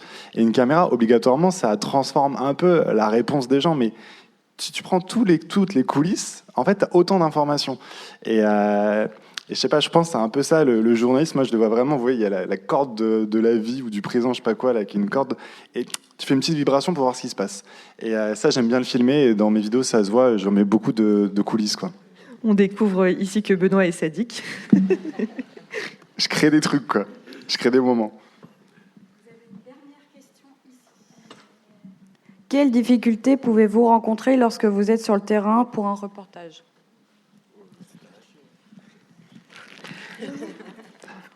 Camille ? Après, tout dépend en fait quel reportage. Chaque reportage, en fait, ce qui est génial dans ce métier-là, c'est que chaque reportage est unique en fait et tout doit se réorganiser, tout doit se repenser. On fait pas de la même manière un reportage à Paris qu'un reportage en Irak ou en fait tout dépend ce qu'on veut faire. Il y a des choses en France auxquelles on peut directement accéder en contactant les gens et tout ça, d'autres où il faut, justement j'en parlais tout à l'heure, passer par un fixeur, passer par des contacts qui nous aident à rentrer en contact avec les bonnes personnes, à trouver les bons lieux, les bonnes infos, ça dépend ce qu'on veut faire encore une fois. Donc c'est vrai qu'entre par exemple consoeurs et confrères, on peut beaucoup parler des sujets en amont avec d'autres personnes pour essayer de trouver les meilleures manières d'aborder les gens. Après, les difficultés, c'est sur le terrain. Hein. On n'est pas dans la fiction. C'est vrai qu'on part toujours avec une idée un peu précise de ce qu'on veut raconter, ce qu'on veut faire, pourquoi, comment, avec un angle, ce qu'on appelle un angle. Souvent, la réalité du terrain nous rattrape et en fait, rien ne se passe comme prévu. Hein. Je ne sais pas si c'est votre cas, mais c'est quand même très souvent, en fait, on est tout le temps en train de s'adapter pour raconter une histoire. On se rend compte qu'en fait, l'histoire qu'on imaginait, elle est un peu à côté de la plaque. Donc, on réangle, on se réadapte, on change de perso, on change de lieu. Donc ça, c'est les principales difficultés en général qu'on a sur le terrain, c'est raconter le réel. On fait pas de la fiction, on raconte le réel. Donc le réel, il est mouvant, quoi. Après, nous, comme on fait de la vidéo, je pense aussi qu'il y a des difficultés techniques parfois qui peuvent se faufiler là, parce que contrairement à une équipe de télé traditionnelle où on était des fois, il y a 20 ans, 30 ans, 4, 5, 6 sur le terrain. Aujourd'hui, on est cadreur, on est preneur son, on est réalisateur, journaliste, parfois traducteur, même en même temps. Si des fois on fait pas du montage le soir, même et du dérush. Donc évidemment, il y a des moments où on est un petit peu, je pense tous et toutes, un peu dépassés par les choses, par la fatigue, par les batteries qui sont pas bien chargées, le micro qui nous lâche. Je sais pas, voilà la liste des difficultés qu'on peut. Puis il y a un truc, tu dis que c'est réel, et donc les gens qu'on interviewe, ils sont réels aussi, et quand on va faire des témoignages ou du reportage au plus près des gens, des fois on va soulever des sujets qui sont difficiles. Donc il y a aussi tout un rapport à la source un rapport à la personne interviewée qu'on doit mettre en place. Et il y a une vidéo que j'ai faite de Jérémy qui est alcoolique. Et en fait, c'est ultra dur de filmer ce moment parce que je sais aussi que sa fille va le voir. Et sa fille, elle est ado. Est-ce qu'il faut quand même que je diffuse la vidéo? Parce qu'en vrai, ça va être ultra compliqué pour elle, ça va être ultra compliqué dans son environnement, dans son collège. Où tu t'arrêtes, où tu commences, qu'est-ce que tu peux dire, qu'est-ce que tu peux pas dire, comment tu respectes la personne. En même temps, il faut que ça sorte l'information parce que ça parle à plein de gens, l'alcoolisme. Et tout ça, c'est des questions que tu te poses sur le terrain, en montage aussi, et c'est des questions journalistiques qui sont assez difficiles, qui peuvent paraître simples, mais qui sont très difficiles. Oui, des fois, on est un peu des psychologues aussi sur le terrain, clairement. Même quand je travaillais sur la colline du crack ou des choses comme ça, vous avez peut-être vu sur Brut, pour réussir à aborder les personnes, pour pouvoir les filmer, interviewer, sans les mettre aussi en difficulté eux-mêmes, qui comprennent bien les tenants et les aboutissants du reportage. Et il y a un côté psy. Moi, je sais que Laurie de la colline du crack m'appelle encore toutes les semaines, 5 ans plus tard. Il y a un côté suivi, psy, où voilà, les gens nous accordent une confiance énorme parce qu'on utilise leur image pour raconter une histoire. Sur YouTube, en plus, ça reste. C'est pas comme à la télé où c'est diffusé une fois et c'est fini. Sur YouTube, ça reste, ça peut tourner. Il y a des extraits qui peuvent être pris pour être mis sur les réseaux sociaux. C'est hyper impactant. Donc aussi, on a un rôle de protection aussi des gens qui sont parfois fragiles. Et voilà, c'est vraiment faire la balance entre, c'est important de sortir l'info, mais il faut protéger certaines personnes qui peuvent être en grande difficulté et que des fois, l'info se vaut pas. Voilà. Enfin, il y a un gros travail là-dessus aussi. On va clôturer ici. Donc vraiment un immense merci à tous les collégiens, lycéens, tous les jeunes d'être venus. Merci beaucoup à tous les journalistes, créateurs, youtubeurs. Je pense que vous en savez un peu plus sur la différence entre journalistes et créateurs. Merci pour votre engagement, votre passion. Vous êtes vraiment la relève. Merci aussi à YouTube, parce que nous, chez Milan Presse, ça fait 5 ans qu'on fait notre chaîne Info Mytho. On a fait aussi notre mue. Et ça nous a vraiment libérés sur certains formats, sur la façon qu'on a eu d'écrire. Donc voilà, il y a la presse pour les adultes, il y a aussi la presse pour les enfants qui est hyper importante. Et donc, c'est vous la relève. Donc, lisez, écoutez, allez sur nos chaînes et puis engagez-vous. Voilà. Merci à tout le monde. À bientôt.